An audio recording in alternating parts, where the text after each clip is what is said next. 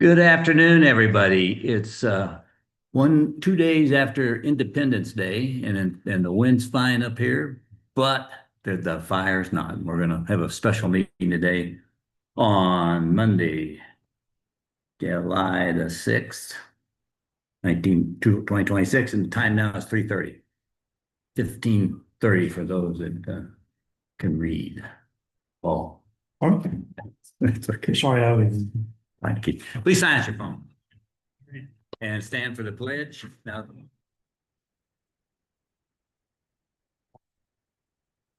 I pledge allegiance to the flag of the United States of America and to the republic for which it stands, one nation under God, indivisible, with liberty and justice for all. Thank you.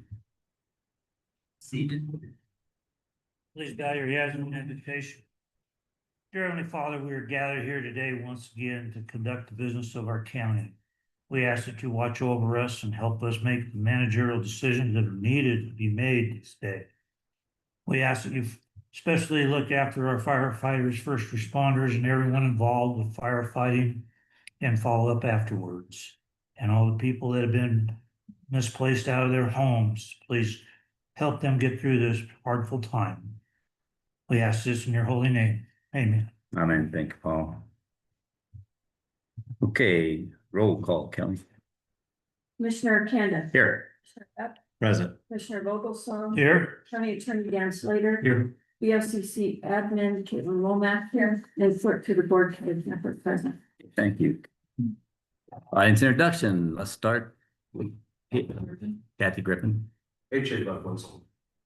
John Mace. Earl Linder. Olivia Jackson. Robert Vien, Catch it. Reggie Loud, is it Foster. loud enough? Go ahead. Reggie Foster. Good.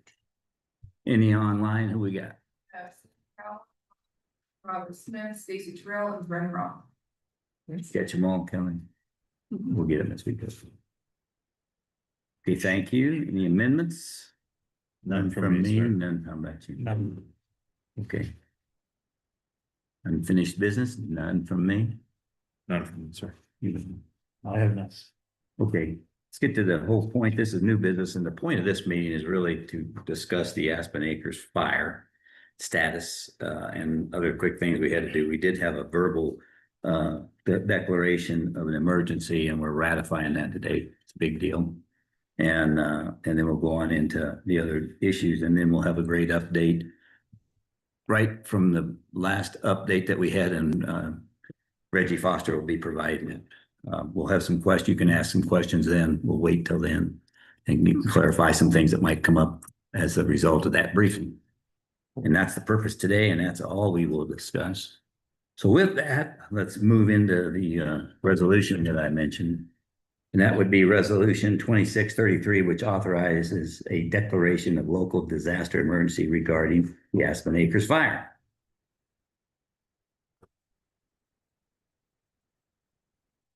And I'll catch that real quick, hit the highlights. So it is a resolution authorizing the declaration of the local disaster emergency regarding the Aspen fire.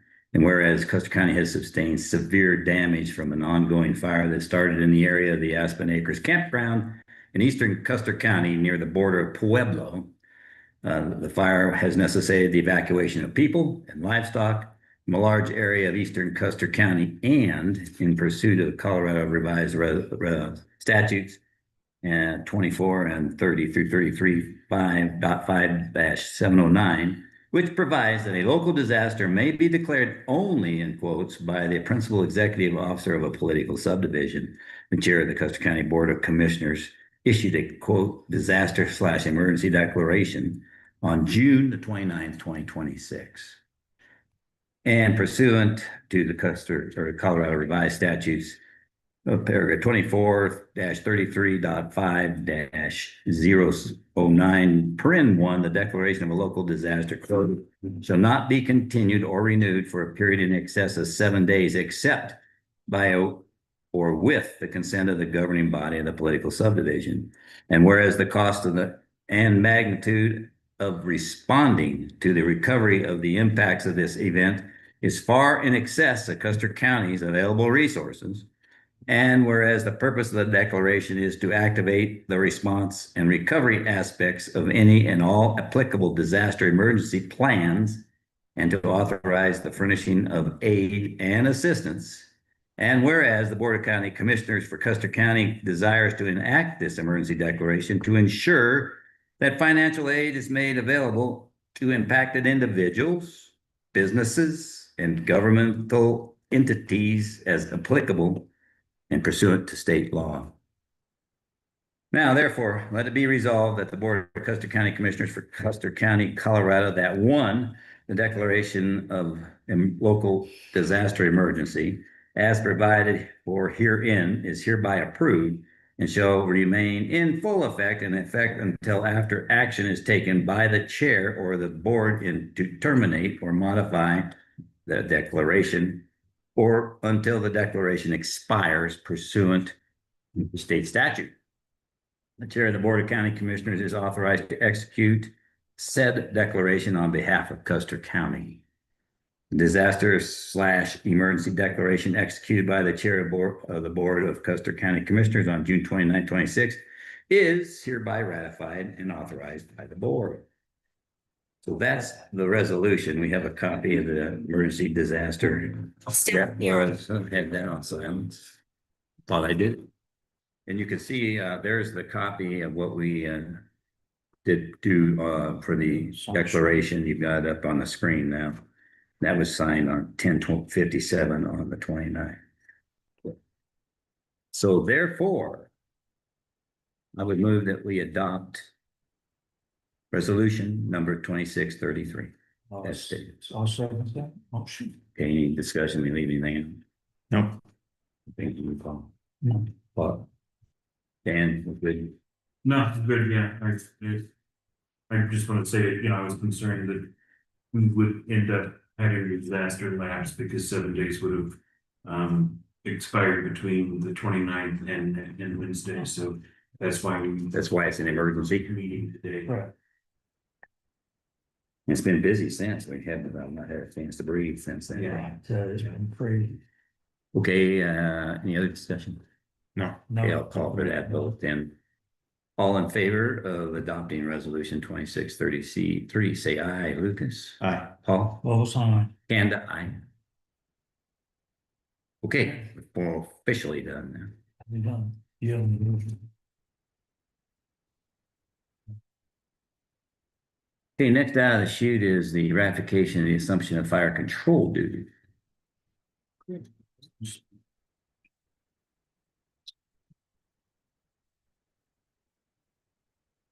Okay, this is important too. And so therefore I will read that one too.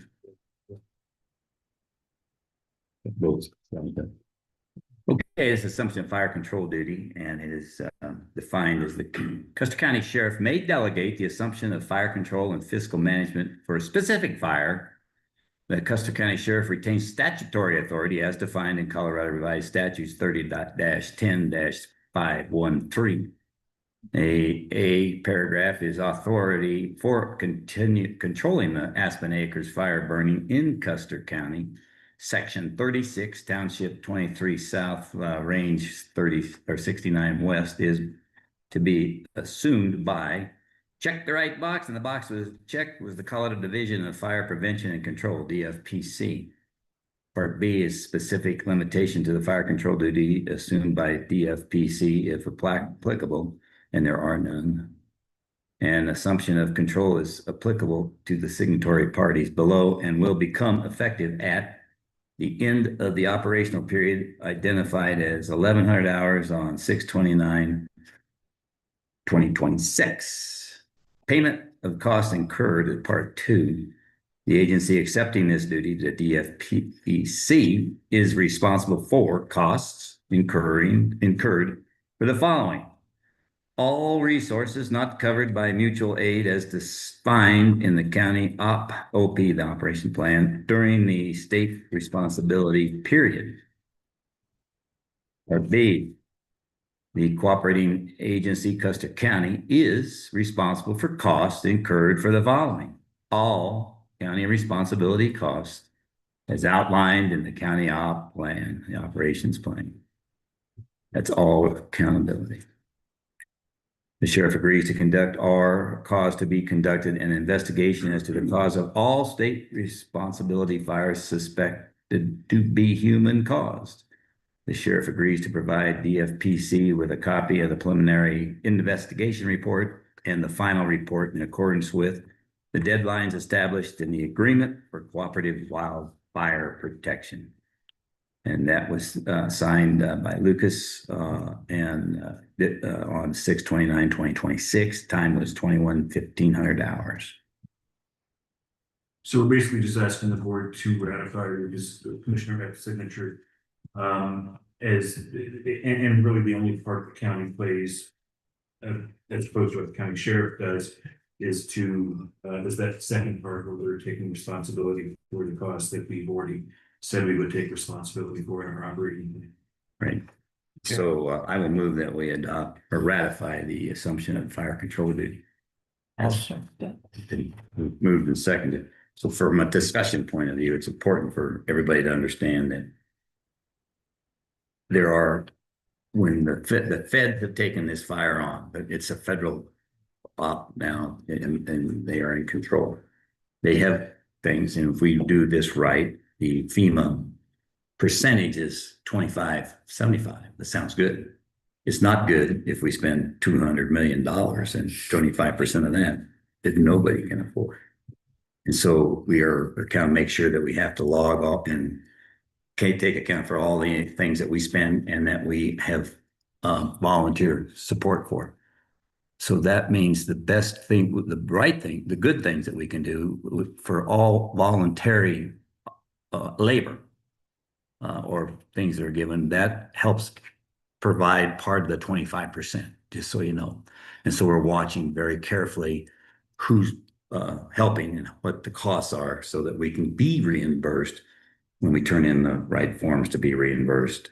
And then we'll go for the right kinds of grants. They all know, and by the way, the state knows, and Reggie will bring this up later when she's discussing it, that we are accountable. We have to pay a proportion that's legally we are responsible for, and that we can work with the state to get to. And so we'll be watching that carefully. This fire is a big one. It's the right now it's probably, well, it's the 8th biggest, but I think it's bigger than that now. It's 91,000 acres, and Reggie will get into the details on that here in a few minutes. And that means the cost is going to be pretty high. And luckily, they've done a lot of work with the federal government's brought in the slurry cranes, the dippers who are dropping water. Firefighters are on line, the guards here, etc. Won't say anything more than that, and we'll let Reggie fill in the holes. So, any other discussion here on the document? I'm good. And for me. Okay, then I'll call for that vote. All in favor of ratifying the assumption of fire control duty as we presented, say aye. Paul? Aye. Lucas? Aye. Kanda, aye. Now we can hear all about it, Reggie. Tell us what we got. Come on. I'm happy to tell you whatever it is that you would like to know. I am not qualified to speak on the financial end Right. of this bill, so sorry, I can't help you out. We don't want that. We want. Yeah. You don't want to know anything. 2-ish hours ago, we were about 92,000 acres, the size of the fire.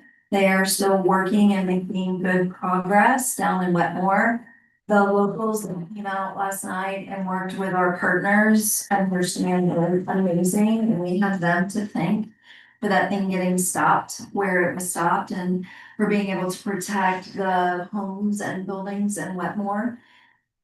We are still working with our partners. We are at the mercy of this wind, and right now it's terrible. There are tents blowing over in town. So we have a lot to consider. The air quality. All of the official information will be on the Custer County Sheriff's Facebook page or the Aspen Acres Fire 2026 Facebook page. Those are the two places where the facts are going to be posted. The sheriff's page will have more local Custer County specific information, whereas the Aspen Fire will cover all of the counties and what is happening in all of it. We have a meeting tonight that is being put on by the Alaska team. It is in Pueblo, it is in person.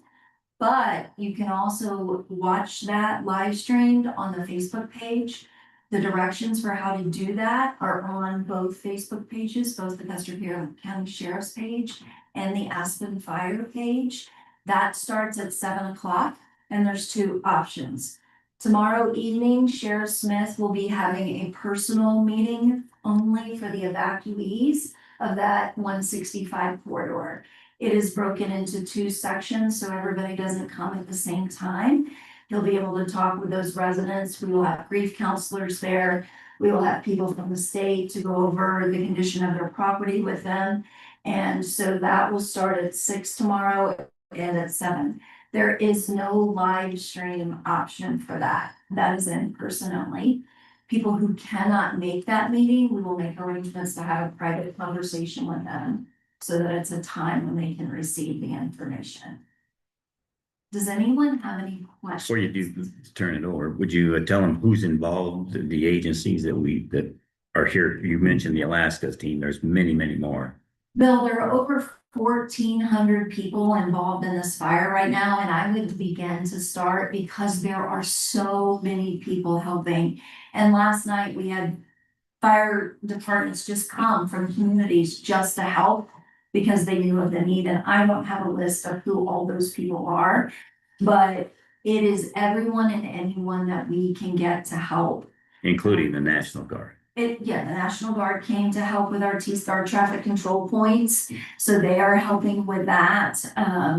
We are engaging every asset that we possibly can to help this. We have a lot of questions about how it's impacting events in town. The festival is not, we do not manage any of the events happening in town. The only thing that the emergency center here manages is the fire. So there are a lot of questions from festival goers. Maybe perhaps you can engage those folks to put out some messaging. There's a lot of questions about air quality. What roads should they take? All of that. We want to definitely keep them off of 255 and Copper Gulch. There is only one highway open into our community right now, which is a concern. So think about that. The air quality is really bad. I did post a link on the sheriff's page. It's also on the Aspen Fire page where folks can go on and check the air quality and know exactly what it is and how that impacts their personal health and whether they should participate or not.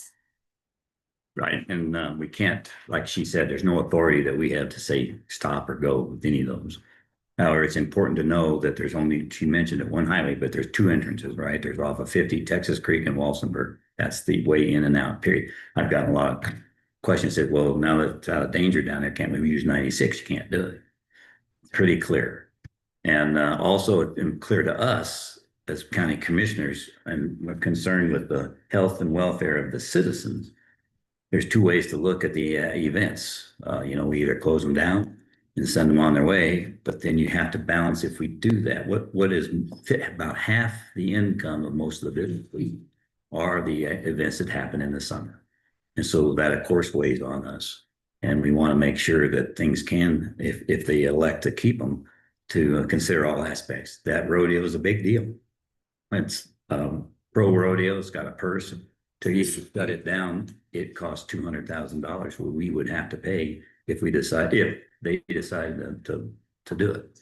And so you consider that, you consider the rodeo or the fair and those kinds of things. Some things are important from a welfare of the human mind and the mentality. And I think she mentioned there'll be counselors, and that'll be a discussion you can have with Rich at one-on-one to get the right kind of counseling in there to understand that how's your business and what am I going to do? How's the family, et cetera.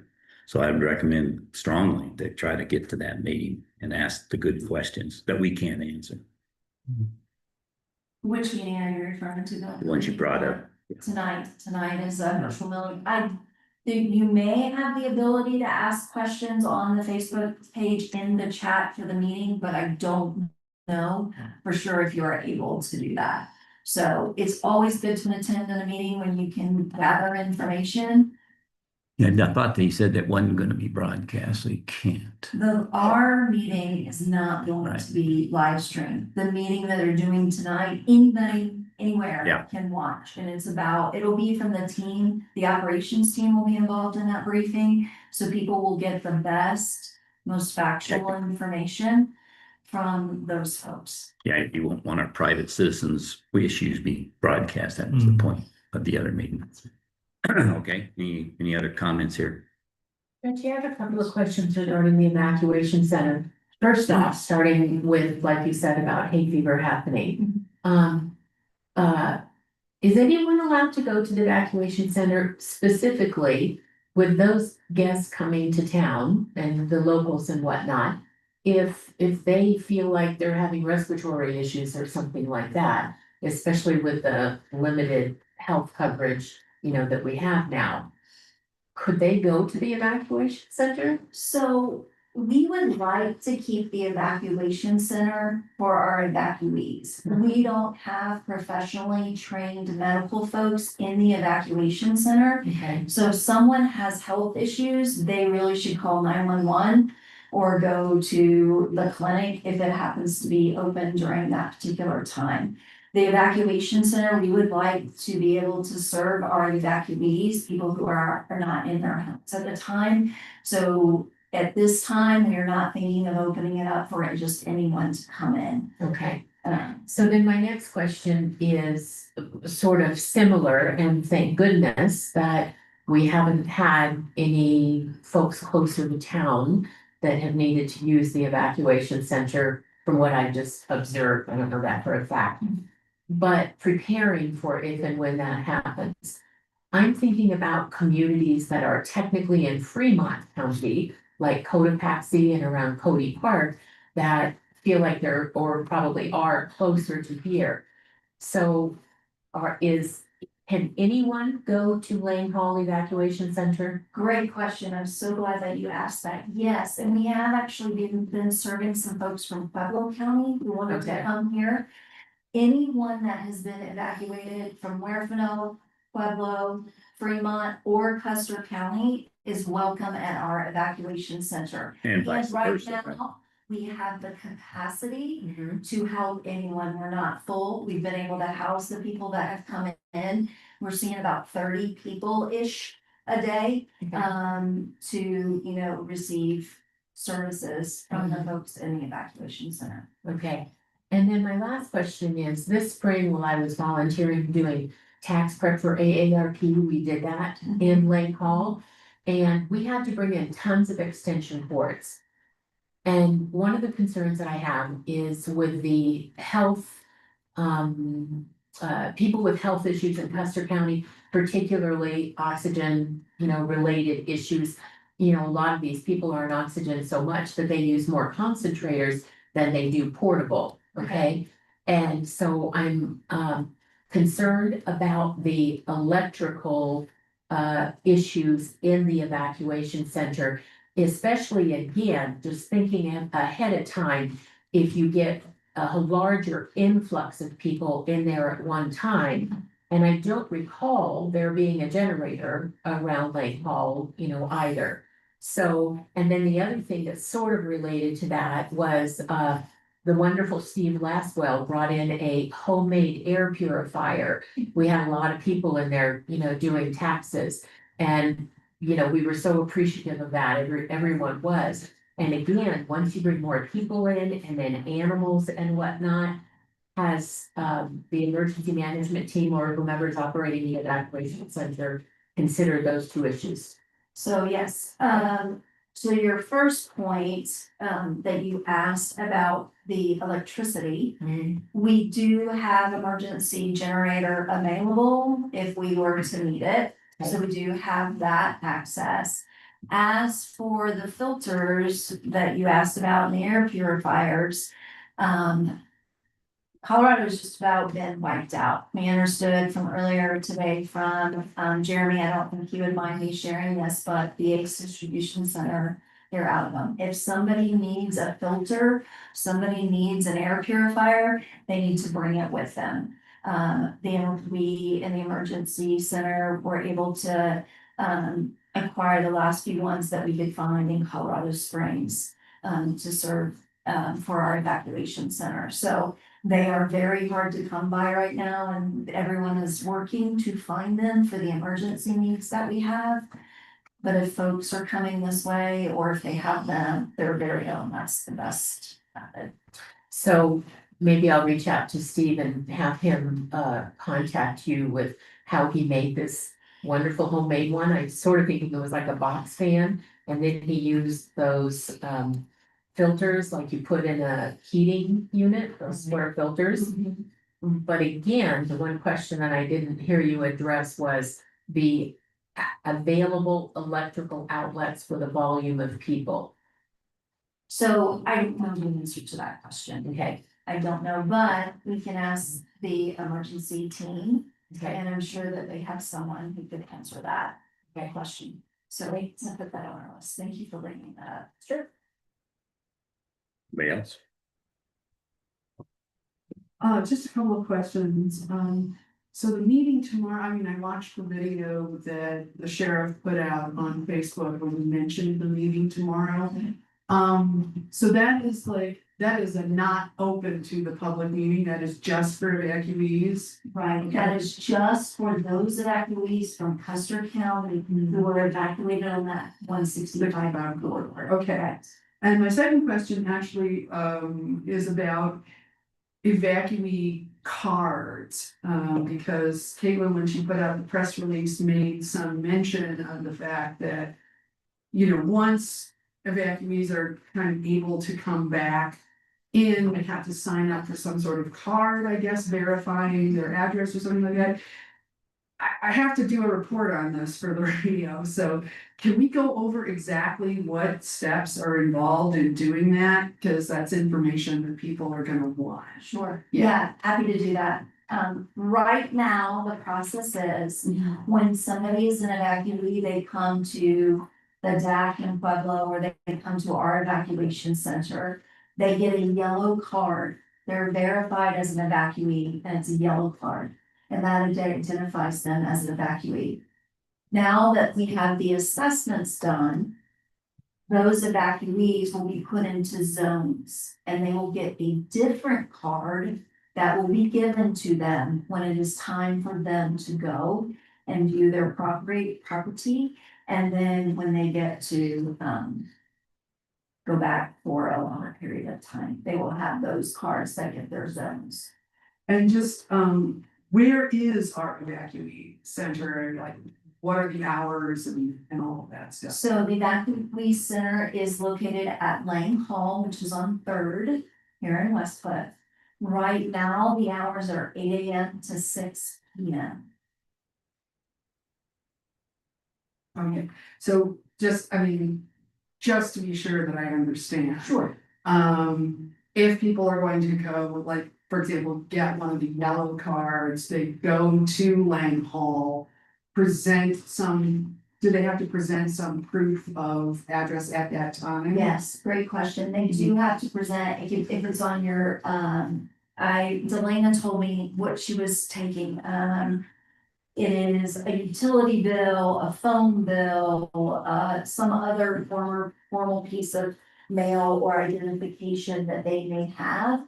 And the folks at the evacuation center and also at the DAC will work with them to get the things that. Driver's license. Well, the issue with the driver's license is, right, you can move and keep your driver's license. That's all I was asked for yesterday. Yeah, I got that's my all, card. that's all you got. I got, Okay. yeah. I got Okay, my so they're doing just driver's license, thank you, I wasn't aware of that, so thank you, appreciate it. I mentioned, if they have pets, what we do with them. So it depends on the pet, our evacuation centers can take household pets.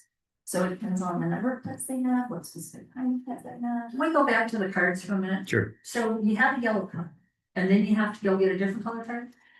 So at some point, these are for people that need re-entry. So if let me clarify, thank you for that question.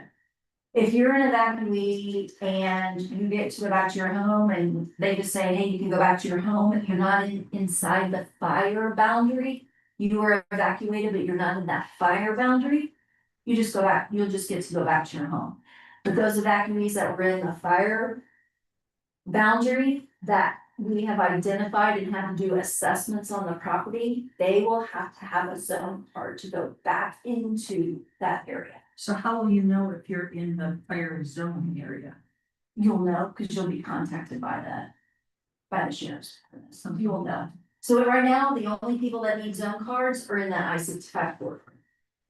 As the fire progresses, those zones may grow, but right now, those are the only individuals that need those zone cards to go back. Carol, I know there's probably not anybody in the room who can do anything about it, but I just wanna say that. What a cumbersome whole bunch of extra government, that I had to go in and take my driver's license to get a yellow card. I have a friend who called me today and said, can I come to West Cliff to get a card? Because I went to Pueblo and the line was 4 hours long. Yeah, I heard that. To show your driver's license, it's got your address, to get a card, it's got your address. Right? That's not, and a lot of people are evacuated, who knows where. They Yeah. can't get in, they can't get out, the roads are closed. Right. And we're being forced to go to 2 places and get a yellow card that's got our address on it. I will offer you another perspective on that. Okay, good. We live in a time where we are trying our best to protect you and your assets. And we want to make sure that only those people that need to be in that area are in that area. And so the purpose of this is try to protect you and help you and have a way to get you information and information that's specific to you. Instead of us trying to make you jump through hurdles. That's certainly not what anyone is trying to do. We are trying to offer the best services. And that's why we've now made this available in Custer County at our evacuation center, so that our residents don't have to stand in that long line, because we have thousands of people who are evacuees now. And when it's happening so quickly and it impacts so many people and it's so personal, we're trying everything we can to protect you. To protect every evacuee and give you what you need and help you. That's what the effort that's being made by the people that are working on the emergency. hold it, wait a minute. Let's keep with Carol for a second. But when I got my card, if I recall, they didn't ask me for like an email address so they could contact me. So is there some kind of extra contact that I now have because I'm registered and have my yellow card? So Or is that just to So show? I think this would help me understand our process. Tell me about your experience. What was it like for you when you came in and you said, I'm an evacuee? What happened? Exactly what were the steps? So maybe I can understand. And I see was if asked we for see identification. if we have a glitch. Yeah, it was Delana, and she asked me for identification. I gave her my driver's license. And she put it in, and she asked for my phone number, and then printed out my yellow card and gave it to me. There was no line or anything. I just don't understand. I've got my card, I'm fine. I'm fielding, questions from other people that are saying, it's 2 hours for me to get there. It's 4 hours for me to stand over there. And if that card, if I have to show this at the checkpoint to get into my house, or, to get in where a road is closed, I'm assuming that's what the card is for, to let me back in, then why wouldn't a driver's license with an address on it, or that utility bill or something suffice? We I'm just have, trying to yeah. So we have National Guard folks helping us. They're not familiar with the roadways, they're not familiar with the people, they're not familiar with a lot of things. So if everybody has the same item, and those National Guard folks or people from other states that are helping, they know all they have to look for is this card, and that person's good to go. Okay. It takes out a layer of error, a possibility for error. That's. Let me stay with that, so it'll help clarify it even more, I think. Yeah. You were not unlucky, you had to go to Pueblo because you were on that side of 126. No, I think that. Or did you come here first? That's all, make it clear. Yeah, right. So the evacuees in the Wetmore are gonna go to Pueblo. They could, they can come up here by going around, That's what I'm. right? That's what I'm saying. That, They go and then they could go, these people could go around to Pueblo, but you wouldn't wanna do that. But then, right, Yeah, Good. yes, thank you. Okay. Well, can we go to Pathfinder in Fremont, or is that not a? No, Pathfinder is an evacuation center. They are taking our large animals, but they are not doing the identification. Yeah. Only in Pueblo and here. I just wanna make a clarification point that at Lang Hall, we can only issue Custer County tags. Because that is the color that we have. That's right. The other areas of Beulah and Rye and Colorado City and Fremont County, they are issued different color cards that we do not have. So everybody else can get their cards at the Disaster Assistance Center in Pueblo, including Custer County residents. But here in Lang Hall, we can only issue Custer County cards. And then, Important clarification, Caitlin, thank you for making that. We can serve everybody, we'll house you, we'll feed you, we'll resource you, but we cannot get those cards because we have our colored card. and that, the other piece is to keep it simple. That's why you need the yellow card. Then you don't have to prove where you live, but you've already Yeah. done that. Yeah. And you can just show your card to whoever's at the gate that says, looking for a specific color card. So I'm on a text link with a lot of different people from Wetland. Sure. And so we're just trying to gather little bits of information. That's why I don't know what more representative sitting here. But so if you don't have the yellow card and you go to that checkpoint, will they turn you away? Yes. If you're still in evacuation, yes. And if you go back and get a card? Yep. Yes. Yeah, That's fine. Okay. All right. Just one more quick question. You mentioned numbers of evacuees. Do you know kind of how many we're talking about here who have been evacuated so far? I'm sorry, I don't, I haven't asked for a count and with are you showing just for Custer County? Or are you showing? Well, primarily. I'm sorry, I don't have an accurate, or if I can get that for you. Yeah, if you'd like to that'd be have it, or- Yeah, we'll get that for you. What is available are it's sort of looking at it as a residence. Now, how many people are at that residence? We don't know. Kelly, did you have a question? I just was wondering for those people who are not Facebook people. If the link for the meeting tonight could be put on the county page or somewhere else so that you don't have to go on Facebook to be able to watch that meeting. You don't have to have a Facebook account the way the Aspen Acres Fire link is set up. You can click a button and you can access it without Facebook. Caitlin, can we look into if we can see if John, maybe if we could put, I don't know if that link would transfer or not, but is that something we can look at this afternoon and see if we can put it on the website? Okay.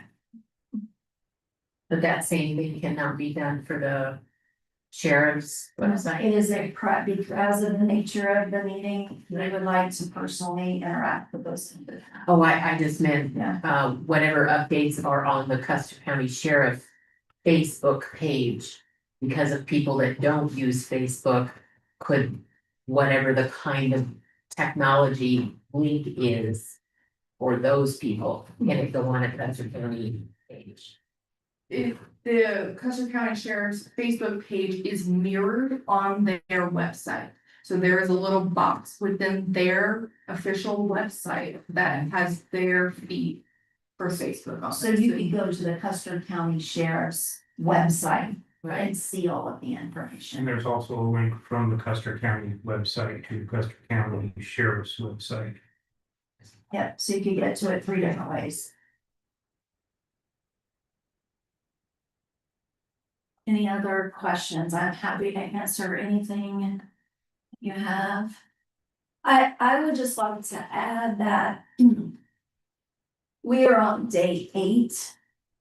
And a lot of your first responders are feeling it, our residents are feeling it.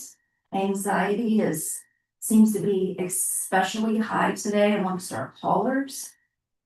The people that are working behind the scenes for this community are working really hard. They're working really long days. And if we can remind everyone we know to show each other a little grace and remember that no matter where people are in this particular emergency, they are feeling a pain or pressure of some sort. So if we could all extend grace to one another, I think it would really help our community. And along that same line, keep in mind, remind everybody, 8 days. This won't be over for months.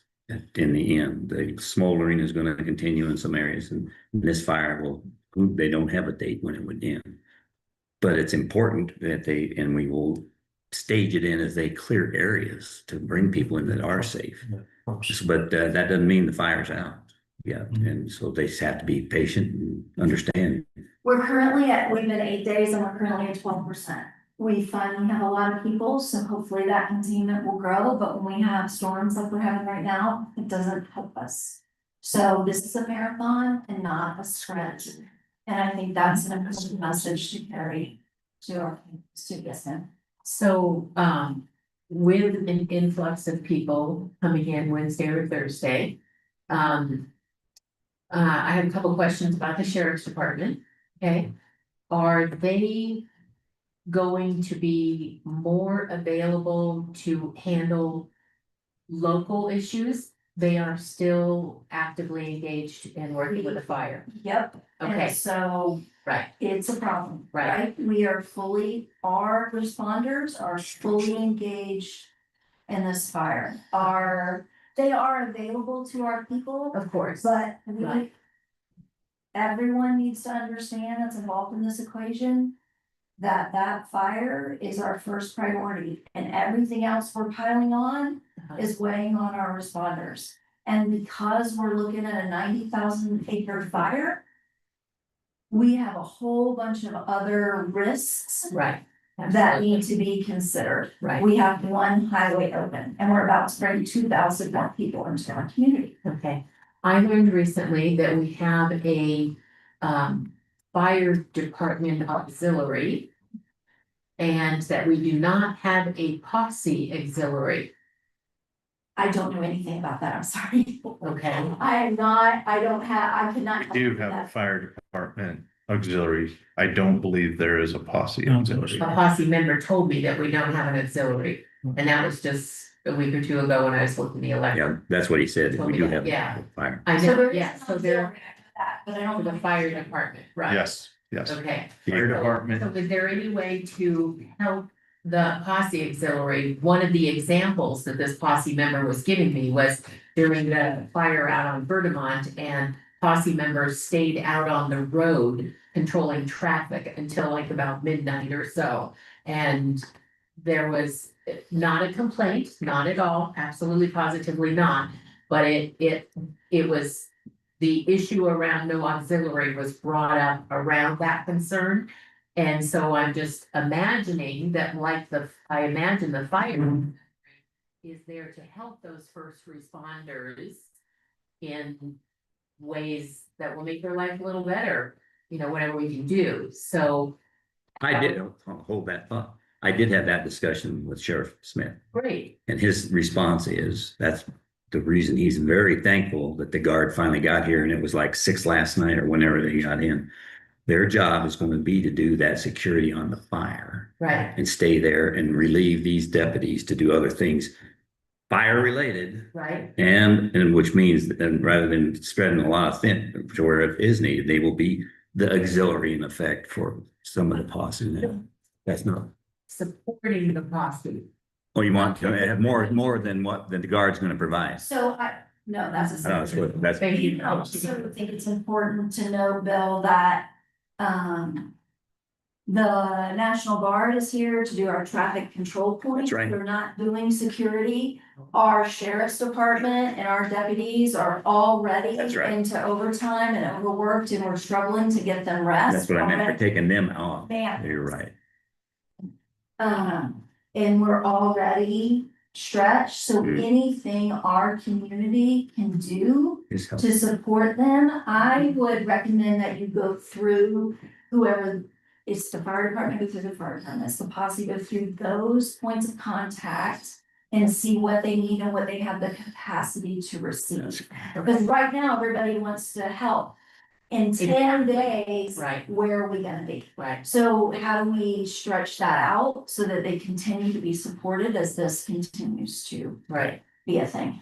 As, what's your title, PIO? And today, as PIO. Okay, as a PIO person today, could you relay that information to Sheriff Smith to perhaps put on the Facebook page what the public can do to help support them? Yes, we can come up with a Okay. plan and maybe we can work to come up with a contact sheet Yeah, for those organizations. okay, And we are receiving a lot of phone calls. I know Vicky's kind of managing that. I think she has several pages of people who wanna help.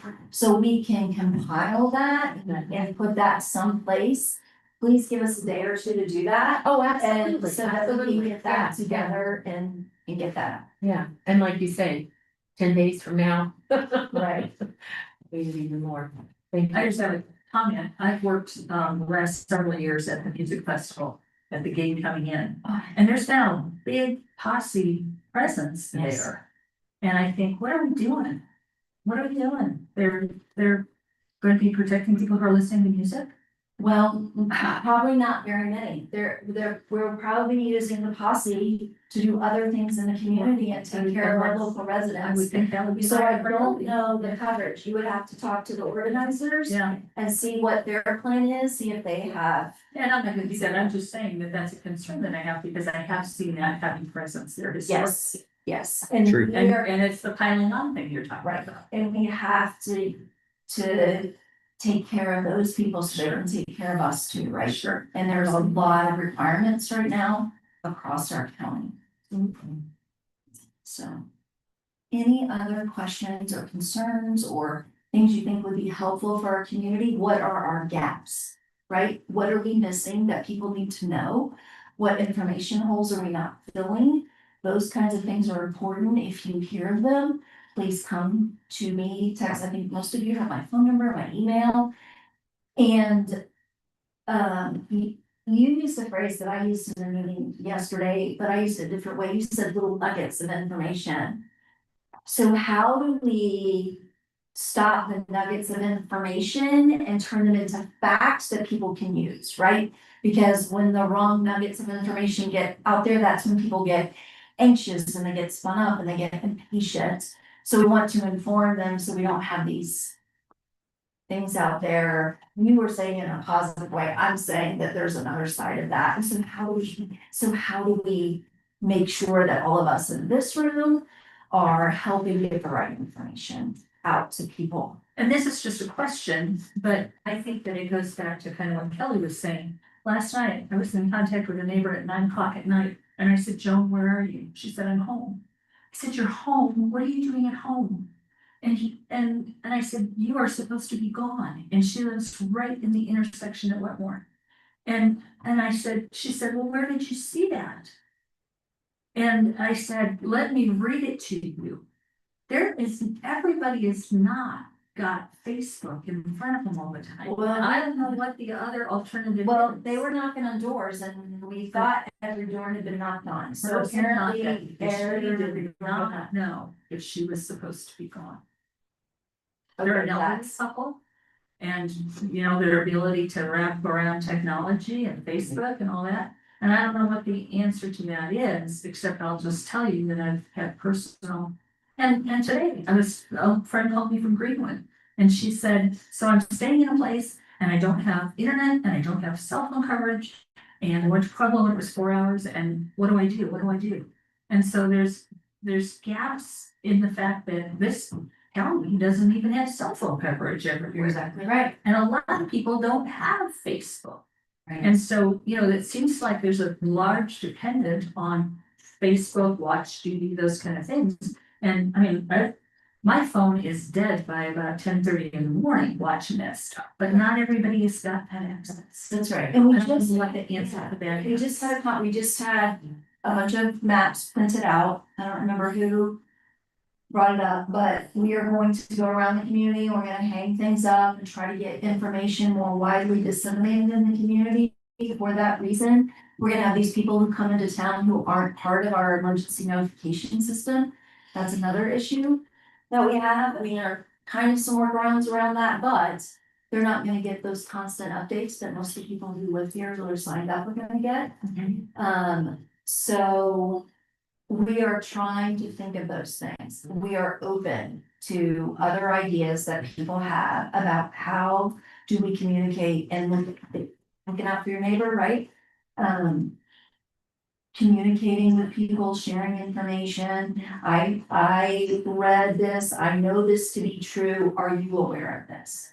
Not the I heard or so and so told me, but getting those facts, the people that have access to the facts online, then sharing them with the folks who maybe don't. And let We have been me working let me with- say We one. have been working with the library, talking with them about, because they get to see and serve so many of our community members. To get them as a partner to help us get information out. So wait a second, don't lose it yet. Sheriff Smith had the luck, we have the luxury of having less people to evacuate than Pueblo did by a bunch. His office, the sheriff's office in Pueblo, could not knock on doors.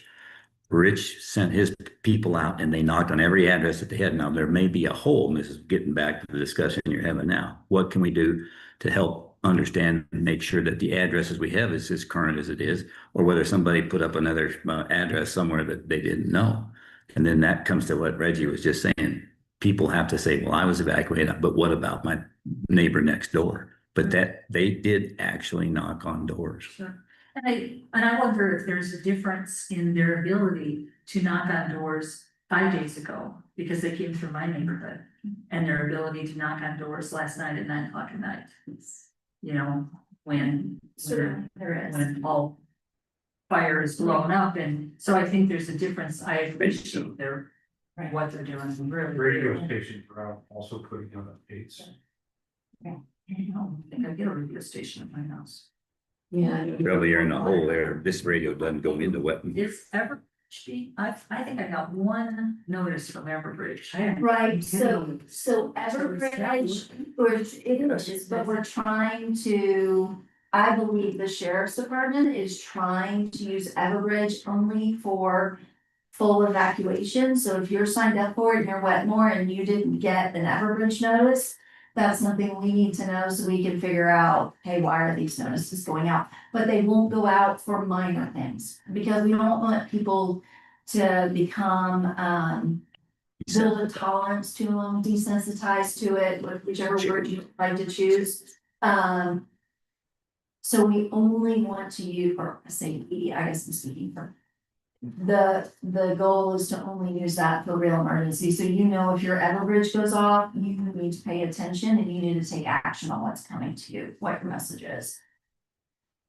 We have other counties around us, our partner counties, they say for everything, hey, heads up, advisory, you know, Well, But we have to- and I think that the people who aren't doing the Facebook, who are expecting things from Everbridge, because I've heard that a lot. okay, well, Says, that's a did you get an Everbridge notification? I didn't hear anything.